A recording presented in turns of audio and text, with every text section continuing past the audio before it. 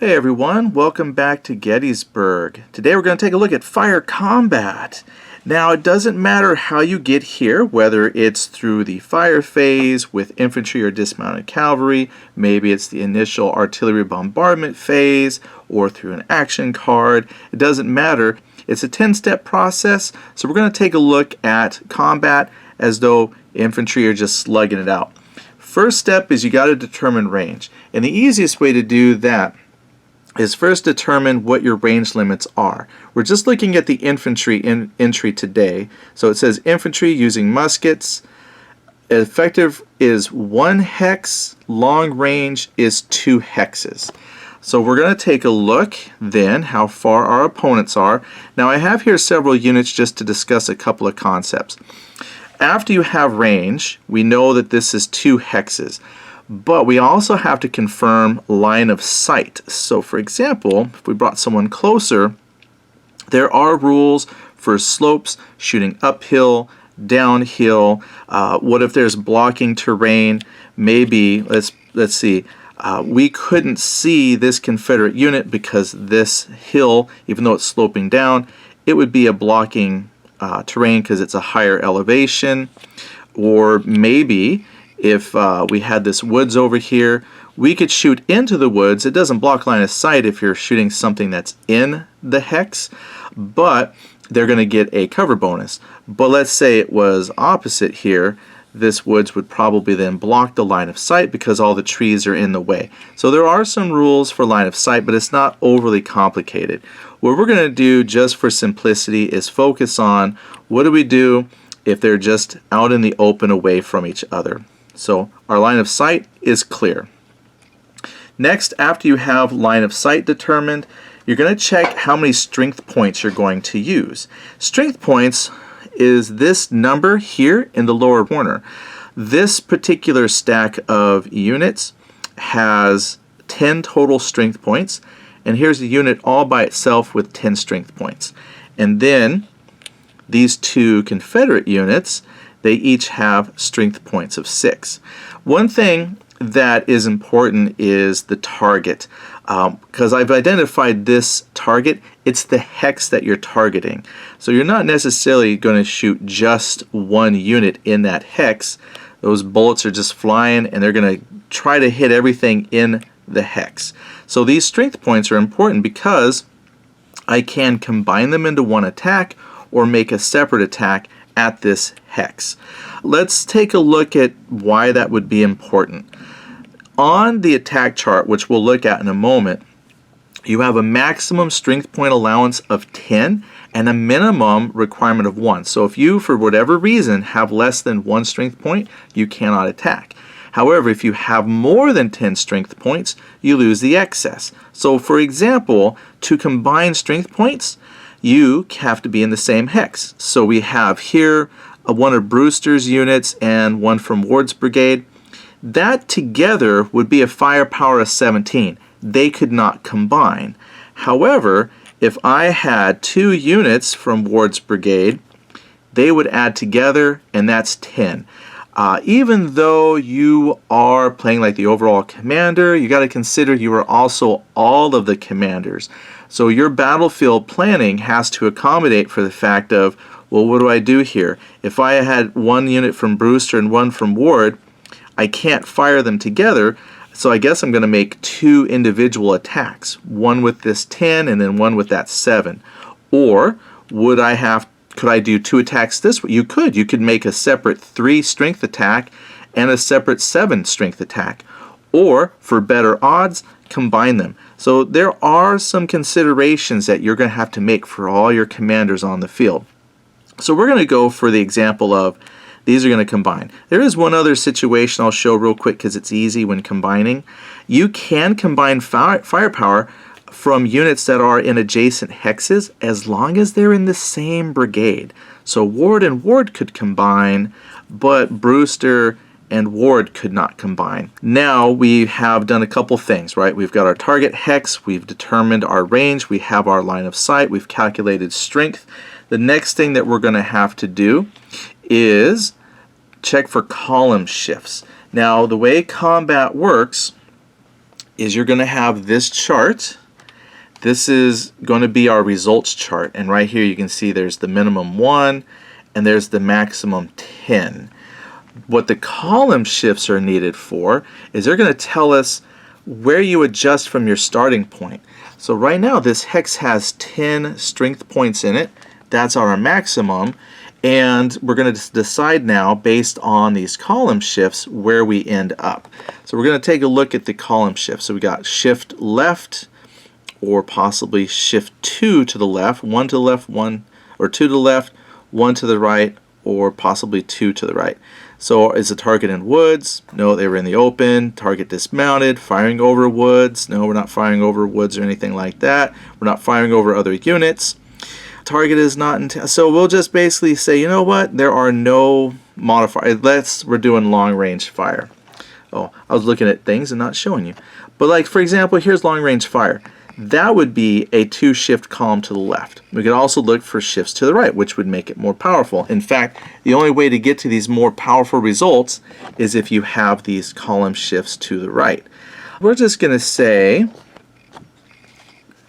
that we're at close range, well, effective range, and we're going to fire 10 strength points into this hex. Okay, great. Now that we've determined that there is no column shifts, we know that we're going to roll our attack dice on the 10 column. What we're going to do now is roll dice. Now the base game comes with black, white, and red dice to roll. However, because it's a Civil War game, I'm going to use today blue and gray. Now the deluxe game on Kickstarter will come with custom blue and gray. So that's what I'm going to roll. These are not the custom die. I just happen to have custom my own blue and gray dice from Civil War games. But you're going to roll all 3 dice. And that was not a good roll. I'm going to use the blue as a 10s and the gray as a 1s. Because what you do is you're going to read this as like a 21. The 3 is going to be used for effectiveness of the firing. So what I do here is I look at my dice roll, and I had a 21, so I find the 21 column and I go all the way across over here to the 10. Good thing I had 10 firepower, because that means I got effective. Now there's different strengths of attack results that you can get. So there's easy cohesion test, a routine for R, a severe test on an S, which I don't see the S in here. There's the S's, and there's a T. C is for critical cohesion. So the darker the color, the more damaging the effect was. So once we've cross-referenced, we're going to take that E down here to the fire combat cohesion test. So basically the way I look at it is this dice roll is checking the accuracy of the gunfire. Now we're going to check to see how effective it is. So we take this red die that we rolled, a 3, we had to modify that 3. So this isn't our final number. What you do is, if you'll notice, every unit has its own cohesion modifier. Sometimes they're different. These happen to be 3s. This is a 4. That's a 3. You take that number and add it. This is important because when you have different units stacked in the same hex, they technically could end up getting different results of damage. So let's look at that again. So we started with a 3, but this unit here has a 3, so we add the 3 to that 3, giving us a total of 6. 6 over to the E is now going to be an NE result, which is no effect. Wow. I rolled really horribly. Okay, now if I add the 4 to the 3, that's a 7. No effect. I'm a little disappointed. So my shooting was terrible. Well, there are other results. Like if we go back down to that 3, let's say I rolled much better. Okay, so here's some different outcomes. SH stands for shaken, and you have shaken counters that you're going to put on there to represent some fatigue or damage that they've received, which would then have penalties to their shooting for the future. Alright, I brought in the shaken marker so you could check this out. Basically, if you get that first shaken result, they're going to get this yellow shaken, and it says -1 strength point and -1 to their cohesion rating. So it's not a good thing to have. If both of these units in the stack were to be shaken, there's a red side. And then when they're stacked, you know that every unit under this shaken result is affected by that shaken result. So that's what the yellow and red is for. Yellow for singular, red for plural. Now, some other results that you might get beyond shaken could be skedaddle. The thing is, though, which one are we going to apply? Like, because I have here in parentheses, for example, shaken, parentheses, skedaddle. So, like, which one would I do, or do I do both? Well, down here it tells you on the combat results. So if you see a singular result, such as the NE, you just apply that. If it has a slash, then you get to choose either the left side result or the right side result, which is odd because see, like here it says shaken or skedaddle. That might seem odd, but it's actually pretty smart. The unit gets to decide, do I stay in the combat? Maybe I'm pinning a unit, keeping it engaged while someone sneaks up on it. Or are they kind of battered now and I want to skedaddle and retreat out of that battle? If you see the result in parentheses, you're going to do the action on the left-hand side, and you have the option, if you want, to do the result on the right-hand side. So for example, here on the shaken skedaddle, I'm going to be shaken, and if I want to, I can go ahead and skedaddle to pull that unit out. And if you see a plus in between them, let's find a good one here. Like, so for example here, DP and SK3, DP, they get depleted, they go to their battle-worn side, and they're going to skedaddle. So a plus means you do both. So that unit got really beaten up. So it's pretty simple. It's just that I rolled horribly. So skedaddle just means retreat. They're going to fall back.